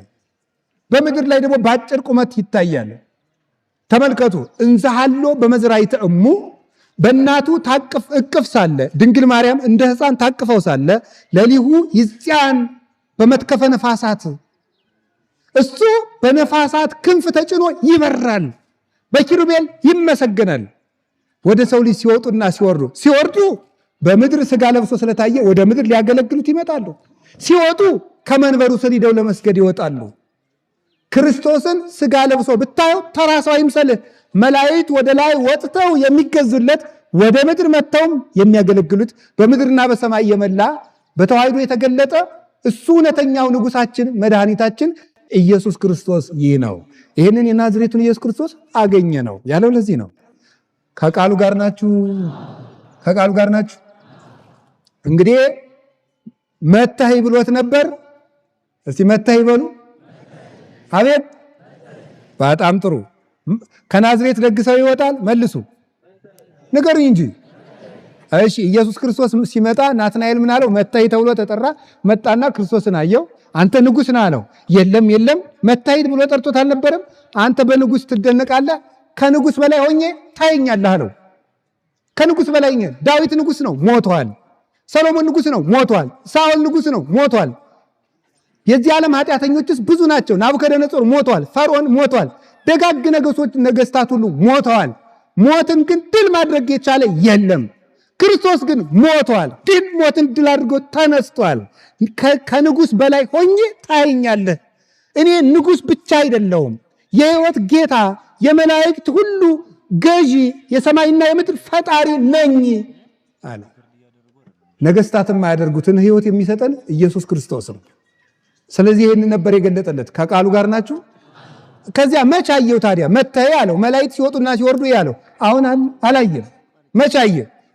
ጌታ ከጥምቀት ሲመለስ መላእክት ሲያገለግሉት የማቴዎስ ወንጌል ምዕራፍ 4 ላይ እንደተጻፈ ከመስቀሉ ስር በዕለተ ዓርብ ለአንተ ኃይል ይገባል፣ ለከ ኃይል ለከጽን ለከስባት እያሉ ሲሰግዱለት፣ ሲያርግ ደግሞ የሐዋርያት ሥራ ምዕራፍ 1 ላይ ቀና ብለው እያዩ ጌታ ሲያርግ 2 መላእክት መጡና ይሄ የናዝሬቱ ኢየሱስ እንዲህ ሲያርግ እንዳያችሁት ተመልሶ ይመጣ ብለው መላእክት ሲወርዱ መልሰው ከሱ ጋር ተከትለው ወደ ሰማይ ሲያርጉ አየ።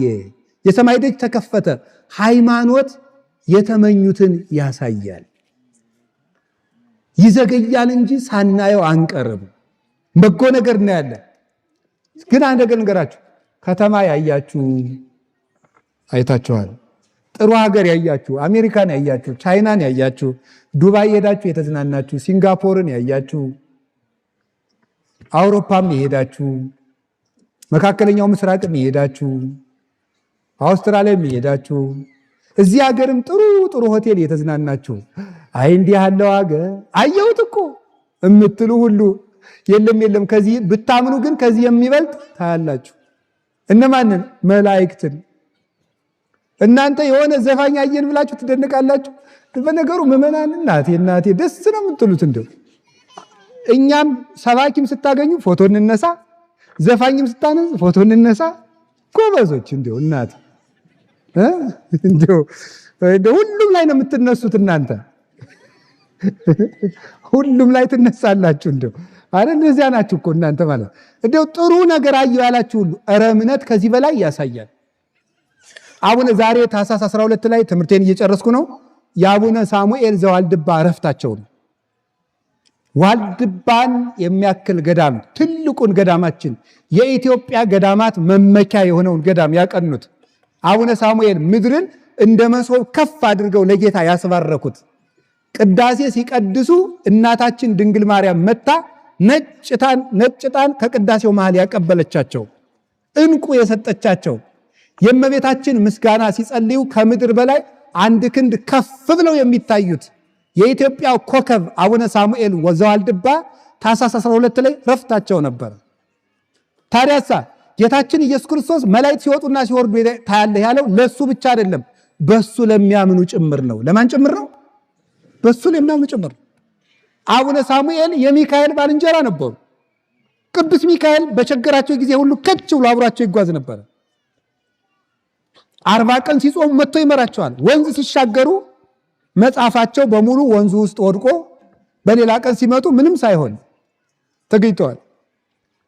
የአውሬዎችን ልብ ሁሉ ያገርምላቸው የነበረ ቅዱስ ሚካኤል ነው ለአቡነ ሳሙኤል። ግን ፍጹም ታዛዥ፣ ሰው የሚወዱ፣ ትሕትና የነበራቸው፣ ቅዳሴ ይቀድሱ ተብለው በፍጹም እኔ አይገባኝም፣ ጥሩ ስነ ምግባር ያላቸው ቅዱስ ንጹህ ካህናት አሉ፣ እኔ ኃጢአተኛ ነኝ የሚሉ ኋላ ራሱ ክርስቶስ ወርዶ ቀድስ ብሎ ቅዳሴ የሚያገባቸው አባት ነበሩ አቡነ ሳሙኤል ዘዋልድባ። ክርስቶስ ራሱ ወርዶ ቀድስ እንጂ ያንተን ምስጋና እኮ ወድጄልሃለሁ የሚለው እንዲህ ያለ አባት ነበር አቡነ ሳሙኤል። ታዲያ አቡነ ሳሙኤል ዘዋልድባ በሄዱበት ሁሉ የእንስሳት አራዊት ሁሉ ዘመዶቻቸው ሆነው ይኖሩ ነበር። ማን? ቅዱስ ሚካኤል ወደ ሰማይ እየወጣ የእግዚአብሔር ምሕረት ይዞላቸው ይመጣል። የአውሬውን ልብ ሁሉ ያለዝብላቸዋል። ነምሮቹ እሾህ ሲወጋቸው እግራቸውን አንከርፈው ወደ አቡነ ሳሙኤል ነበር የሚወጡ አውጣልኝ እያሉ። አንበሶቹ እሾህ ሲወጋቸው ወደ አቡነ ሳሙኤል እንዲህ አድርገው አምጥተው ይዘውት ይመጡ ነበር እሾህ አውጣልን ብለው። ከቅዱሳን መላእክት ጋር የተዛመደ ሰው ከአራዊት ጋር እንኳን መኖር ይችላል። መላእክት የተዛመዱት ሰው እንደዚህ ነው የሚሆነው። ቅዱስ ሚካኤል አቡነ ሳሙኤልን በዚህ መጠን ረድቷቸዋል። ይሄ ብቻ አይደለም። አቡነ ሳሙኤል ወደ ሰማይ እየወጡ ከሱራፌል ጋር ያጥኑ ነበረ። ማን ይዟቸው የሚመጣው? ቅዱስ ሚካኤል። አቡነ ሳሙኤል ሰው በምድር ትሁት ሲሆን የመላእክት ባልንጀራ ይሆናል። የመላእክት ባልንጀራ ሆኖ ያጥኑታል። ይሄንን ቅዱስ ሚካኤል ይሄን እንግዲህ ይሄ ሶስተኛውን ሰማይ ወጥተው ሰባተኛው ሰማይ የሥላሴን መንበር አጥነው ይመለሱ ነበረ። የማን ነው? የቅዱሳን መላእክት ረዳትነት። አንድ ነገር ብቻ ተናግሬ መልእክት አስተላልፌ ልጨርስ። ሰው ከቆየ መላእክትን ሰው ቤተክርስቲያን ውስጥ መላእክትን ያያል። የእግዚአብሔር ቤተሰቦች ድንቅ ነገር ያያችሁ ሁሉ እኛ ክርስቲያኖች በዚህ ዓለም በቴሌቪዥን በሚታይ ነገር ውስጥ እንድንደነቅ የተፈጠርን አይደለም። የመላእክትን መውጣት መውረድ እያየን እንድንደነቅ ነው። አይ ብናያቸው ደግሞ አድርገው ደስ የሚሉን መድኃኒዓለም ዓይናችን ይክፈተው። አባ ዮሐንስ አፂር የሚባል ሰው በጣም ተመስጦ የነበረው ሰው ነው እና መላእክትን ለማየት በቅቶ ስለነበረ ቅርጫት ያው መነኩሴ ሰርቶ እንዲበላ ስርዓት ያዛል። ታውቃላችሁ? መነኩሴን ራሱ ስንፍና አታስተምሩ። እሺ ስሩ ነው ማለት ስሩ ነው ማለት እንዲሰሩ ነው ማገዝ እንጂ ለአንድ ሰው አሳ መስጠት ለዕለት ጉርሱ ነው እንጂ ሁልጊዜ አሳ መስጠት አይገባም። መረብ ገዝቶ መስጠት ነው። አሳ አጥምድ ብሎ ማለት ነው እንጂ ሁልጊዜ አሳ ማድረግ መስጠት ሰውየው ማስነፍ ነው፣ እንዳይርበው ማድረግ ነው። ስለዚህ ቅርጫት እየሰራ ይበላል። ቅርጫት እየሰራ እየበላ ያችን ቅርጫት ሊሸጥ ገበያ ሄዶ ከገበያው መሃል ንጹህ ሰው ስለነበረ መላእክት ሲወጡ ሲወርዱ ያያል። አይገርማችሁ? ከገበያው መሃል ማለት ገበያ መሃል ላወቀበት ሰው ገበያ መሃል መልአክ ያያል። ያላወቀበት ሰው ደግሞ ቤተክርስቲያንም አይኑ ታውሮ ይሄዳል። በነገር ታውሮ መላእክትን ያያቸው ነበር። ኋላ ባለ ቅርጫት ስንት ነው? ሚካኤልን ያቢ ወሚመ ገብርኤል፣ ሚካኤል ይበልጣል ወይስ ገብርኤል ይላል። ባለ ቅርጫት ዋጋ ነገር ሚካኤል ነው ገብርኤል ነው የሚበልጠው ይላል። ምንድነው የሰው ያብዳል? እኔ ቅርጫት ነው የጠየቅኩ። ቅርጫት ስንት ነው? ሚካኤል ነው ገብርኤል ነው የሚበልጠው? ቀኑን ሙሉ እንደዚህ ያለ ቅርጫቱን ሳይሸጥ ቤቱን ሄደ። በመላእክት ፍቅር እንደዚህ የተደነቀ ማለት ነው። ሲወጡ ሲወርዱ እግዚአብሔርን ሲያመሰግኑ ፍቅራቸው፣ መዓዛቸው ያንዱ መልአክ መዓዛ ብቻ ነፍስን ከስጋ የመለየት ኃይል ያለው ጣዕም ያለ ነው የመላእክት ማህበር፣ የነ ቅዱስ ሚካኤል ማህበር። ቅዱስ ሚካኤል ደግሞ ደግ ነው። ሳሩ እንኳን ያለ ጊዜው እንዳይነቀል የሚጸልይ መልአክ፣ ሳሩ ቅጠሉ ያለ ጊዜው እንዳይቆረጥ የሚጸልይ መዓዛ ያለው መልአክ ነው። ለቅድስት ክርስቶስ ላወቀበት ሰው ገበያ መሃል መላእክትን ማየት ይችላል። ያወቀበት ሰው ባለ ትዳር ሆኖ መላእክትን ማየት ይችላል። የግድ መነኩሴ መሆን አይጠበቅባችሁም። ቅድስት ክርስቶስ ሰምራ የ12 ልጆች እናቱና ትዳሯ ውስጥ እያለች ነበር ቅዱስ ሚካኤል በቀን አንዳንድ ህብስት ከሰማይ እያወረደ የሚመግባት።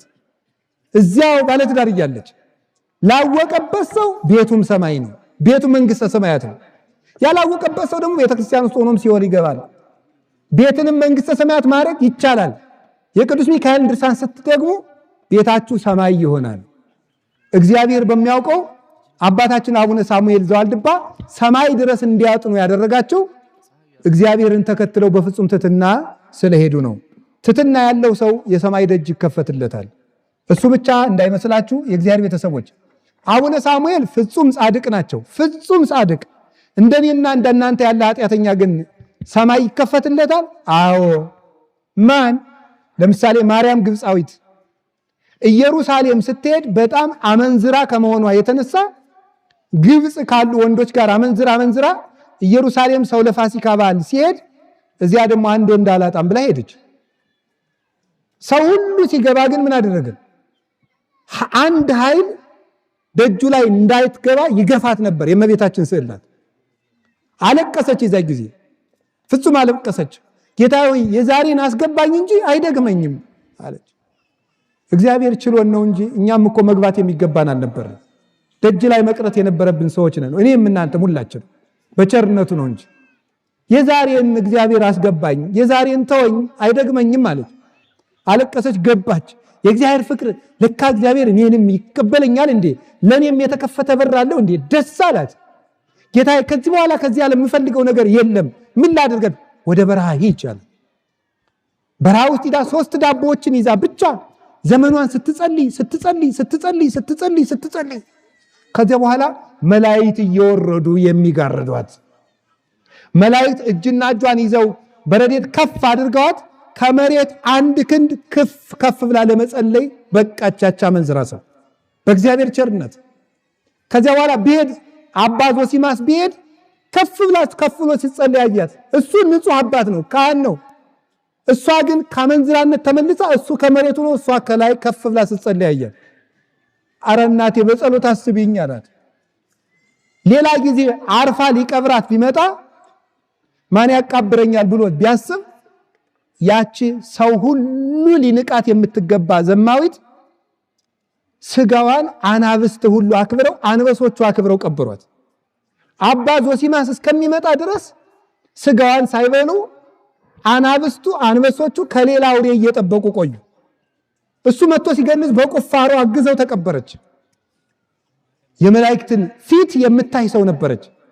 የበቃ ሰው ንስሐ ሲገባም የእግዚአብሔርን ፊት ያያል። መላእክት ሲወጡ ሲወርዱ ያያል።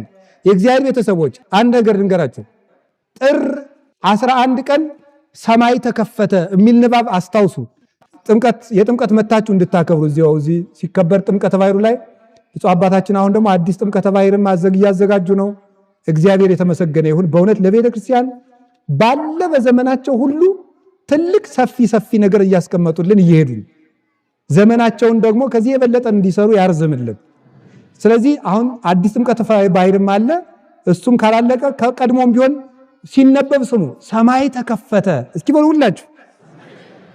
ሰማይ ተከፈተ የሚለው የመንፈስ ቅዱስም ወረደ በጌታ ራስ ላይም ተቀመጠ የሚለው ያ ሰማይ ምንድን ነው የሚለው ሊቃውንት ሲተረጉሙት ክርስቶስ ለኃጢአተኞች የከፈተው የምህረት በር።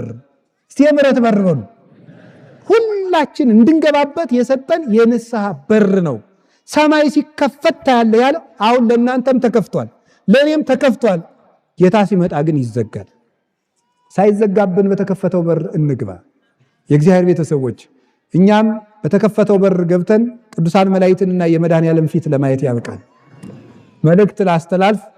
እግዚአብሔር በሚያውቀው ቤተክርስቲያን መላእክት የምናይባት ቤት ናት።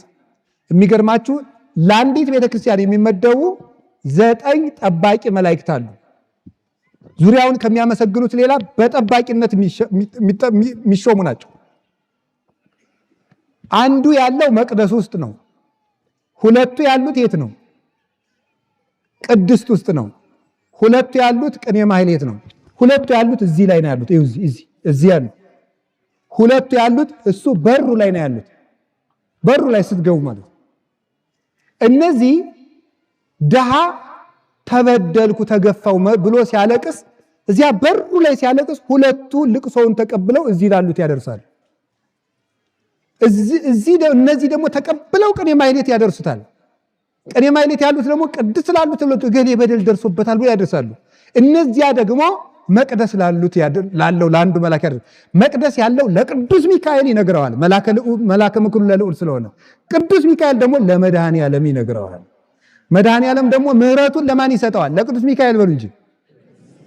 ቅዱስ ሚካኤል ለማን ይሰጠዋል? መቅደስ ላለው። መቅደስ ያለው ላሉት ይሰጣቸዋል። ቅድስት ላሉት ለማን ይሰጣሉ? ቅኔ ማህሌት ላሉት የት ላሉት ይሰጣሉ? እዚህ ዝንባው ላይ ላሉት። እዚህ ያሉት የት ላሉት ይሰጣሉ? በር ላይ ላሉት። በር ላይ ያሉት ለማን ይሰጡታል? ለሀገር ምሕረት ያወርዳሉ። እዚህ ቤተክርስቲያን ውስጥ መላእክት አሉ። ስለዚህ ቤተክርስቲያንን መስራት፣ ቤተክርስቲያንን ያነጻችሁ፣ የለፋችሁ፣ ያገለግላችሁ፣ ውሃ ያጠጣችሁ፣ ሲሚንቶ ያመጣችሁ፣ ጠጠር ያቀበላችሁ እናንተ ሁሉ የመላእክትን መውጣት መውረድ ታያላችሁ። ከቃሉ ጋር ናችሁ። እግዚአብሔር ከሁላችን ጋር ይሁን። ቤተክርስቲያን ውስጥ የማንን ፊት እናያለን? የመላእክት። ቤተክርስቲያን የሚሰራ ሁሉ የመላእክት ማህበርተኛ ይሆናል። ማስተላለፍ የፈለግኩት ለዚህ ነው። ብፁዕ አባታችን አቡነ አብርሃም የጀመሩትን የባህር ዳር ሀገረ ስብከት ጽርሐ ጽዮን ገዳም ፕሮጀክት እንድታስፈጽሙ ቤተክርስቲያን አንዲት መሆኗን ለማመልከት እኔ በጉባኤ ቤት የቀረጽኩት ፕሮጀክት የአቡነ አብርሃም ነው። ብፁዕ አቡነ አብርሃም ነው። ይህ ፕሮጀክት የኛ ትምህርት ቤት ነው። አንዲት ስለሆነች ነው እንጂ የዛሬ አሁን በዚህ ወቅት እኔም ብር እየለመንኩ ነው። አልሰማችሁም? ጥቂት ሰምታችኋል አይደል? ሆስፒታል በጉባኤ ቤት ስም ላሰራ እኔም ብር እየለመንኩ ነው። ግን እዚህ ቁሜ ለብፁዕ አቡነ አብርሃም ላዘጋጁ ፕሮጀክት የምለምነው ቤተክርስቲያን ስንት ስለሆነች ነው? ንገሩኝ እንጂ እኔ እዛ ርዕሰ ገዳማት ወአድባራት ጣና ቅዱስ ቂርቆስ ብቀመጥ ለተልኮ ቤተክርስቲያን እዚያ ስላስቀመጠች ነው እንጂ ይቺ እዚያም እንኳን ኢትዮጵያ ውስጥ ያለው የተለያየ ቦታ የግብጽ ቤተክርስቲያንም የአርመንም የሶሪያም የህንድም የኤርትራም የኢትዮጵያም ስንት ቤተክርስቲያን ነው? አንድ ቤተክርስቲያን። ስለዚህ አሁን የእግዚአብሔር ሰዎች ሰማይ ሲከፈት በሉ መላእክት ሲወጡና ሲወርዱ ታያለህ በሉ እንጂ ቤተክርስቲያን ማንን እናይባታለን? መላእክትን የምናይባት የተከፈተች ደጅ ናት። አንዲት ቤተክርስቲያን ስትሰራ በር እየተከፈተልን እዚያ ስንል ከቅዱሳን መላእክት ህብረት እንጨምራለን። በዚያውም ላይ ቅዱሳት መጻሕፍት የሚነበቡበት ቤተ መጻሕፍት ያለው ወደ ቀራንዮ እንደሄድን በረከት የሚያስገኝልን ፍኖተ መስቀል ያለው ትልቅ መስቀል የሚተከልበት ቤተ መጻሕፍት የሚከፈትበት ሂደን የምንማጸንባቸው የተመስጦ የሱባኤ ዋሻዎች ያሉበት ቤተክርስቲያን ነው ጽርሐ ጽዮን ገዳም። እኔም ሄጄ ጎብኝቼዋለሁ። እያንዳንዱ ግድግዳና ጣራ መስኮት ሁሉ የነቢያትን የሐዋርያትን መልእክት የተሸከመ የሰማዕታት የጻድቃን መልእክት የተሸከመ ነው። እንዳልኳችሁ እኔ እግዚአብሔር በሚያውቀው እኔ አድርባይ አይደለሁም። ምክንያቱም መነኩሴ ሆዱን ከበላ ሌላ የሚፈልገው ነገር የለም። ዳቤ ካገኘ በቃ መነኩሴ ምን ያደርጋል? መነኩሴ ምን ያደርጋል? ምን ያደርጋል? መነኩሴ ዳቤ ከበላ ሆዱ ከሞላ ፎጣና ይሄ ልብሱን ከለበሰ መነኩሴ በቃው። እኔ እዚህ ብፁዕ አቡነ አብርሃምን ቅጠሩኛልን ምን አልን? ምንም አይደለም። እንደዚህ የሚያስብለኝ በተለይም ደግሞ ዝም ብሎ ህንፃው ብቻ ቢገነባ እኔ እዚህ መጥቻ አለፈልፍ ነበር። ግን ያቀዱት ነገር ትልቅ ነው። እያንዳንዱ ሰንበት ትምህርት ቤት ሰባኪ ወንጌል እንዲኖረው ለብቻው ሰንበት ትምህርት ቤቶች ብቻ በመጽሐፍ መምህር እንዲማሩ እቅድ ጭምር ያቀዱ አባታችን ናቸው። ብፁዕ አባታችን ሁላችንም ከጎናቸው ቆመን አንድ ሰው ለብዙ ሰው ከቆመ ብዙ ሰው ከአንድ ሰው ጋር መቆም ያቅተዋል? ንገሩኝ እንጂ ያቅተዋል? አያቅተው። ስለዚህ ጠጠር ያለ ጠጠር፣ ሳንቲም ያለ ሳንቲም፣ ውሃ ያለ ውሃ፣ ሳንቲም ያላችሁም ሳንቲም፣ ሐሳብ ያላችሁም ሐሳብ። እንደው ነገ ቢሆን አንድ ቀንም ደግሞ ይታደራል። አይዟችሁ እስቲ አንተ ሞክራት። እሺ እንስማማና ዓርብን እናክፍል ካላችሁኝ እናክፍል። እሺ አዛኝን እኔም አከፍላለሁ አብሬያችሁ ማለት ነው። ዓርብን እናክፍልና ምሳችን ለጽርሐ ጽዮን ገዳም እናምጣ። ዓርብን እናክፍል ማለት ዓርብ ሳንበላ ውለን አድረን ቅዳሜ ቁርስ መብላት ማለት ነው። አንችልም። የለክርስቲያኖች እንግዳችን ነው ወይ? እንደው ምንም ድሃ የቀን ሰራተኛ እንኳን ብትሆኑ እንድች አድርገን ቢሆን ቤተክርስቲያናችን እንስራ። በዚህ መጠን አብራችሁ ከአባቶቻችን ጋር እንቁ። አባቶቻችንም ሰው ናቸው፣ ስሜት አላቸው፣ ይጎዳሉ፣ ያዝናሉ። አለንላችሁ ስንል ግን ደስ እያላቸው ነገ አዲስ እቅድ ያቅዳሉ። የትልቅ ሰው አይምሮ ትልቅ እቅድ እንዳያቅድ በተራ ነገር መጠመድ የለበትም። ስለዚህ ብፁዕ አባታችን ረጅም ዕድሜ እንዲቆዩልን፣ ስራ እንዲሰሩልን፣ የተዘጉ በሮች እንዲከፍቱልን፣ የህፃናት ማሰልጠኛዎችን፣ ጥሩ የትዳር አማካሪዎችን የያዙ ቤተክርስቲያን እንዲኖር፣ ጥሩ ንስሐ አባት ያላቸው አድባራት እንዲኖሩ፣ ሀገረ ስብከቱ ከፍ እንዲል ያቅማችሁን ሁሉ ስሩ። በቤተክርስቲያናችን መድኃኔዓለም የሰማይ በሩን ይክፈትልን። ደጅ ለተዘጋብን ሁሉ መድኃኔዓለም የምሕረት በር ይክፈትልን። ሁላችሁም የተዘጋባችሁን ነገር ሁሉ ዛሬ በቅዱስ ሚካኤል ጸሎት፣ በአቡነ ሳሙኤል ዘዋልድባ ጸሎት ይክፈትላችሁ መድኃኔዓለም። ኢትዮጵያ ብዙ አጥር በስቶባት የሰላም ደጅ ተዘግቶባታልና ቸሩ አምላክ ኢየሱስ ክርስቶስ ስለ ቅዱስ ሚካኤል፣ ስለ አቡነ ሳሙኤል፣ ስለ አቡነ ተክለ ሃይማኖት፣ ስለ አቡነ ገብረ መንፈስ ቅዱስ፣ ስለ ቅዱስ ጊዮርጊስ፣ ስለ ቅዱስ ቂርቆስ፣ ስለ ቅዱስ መርቆሬዎስ፣ ስለ ቅዱስ ሚናስ፣ ስለ ነቢያት፣ ስለ ሐዋርያት፣ ስለ ሰማዕታት፣ ስለ ጻድቃን፣ ስለ ደናግል፣ ስለ መነኮሳት፣ ስለ ወላዲተ አምላክ፣ ስለ ድንግል ማርያም፣ ስለ ቅዱስ መስቀሉ፣ ስለ ቆረሰው ስጋው፣ ስላፈሰሰው ደሙ የምሕረት በሩን ይክፈትልን።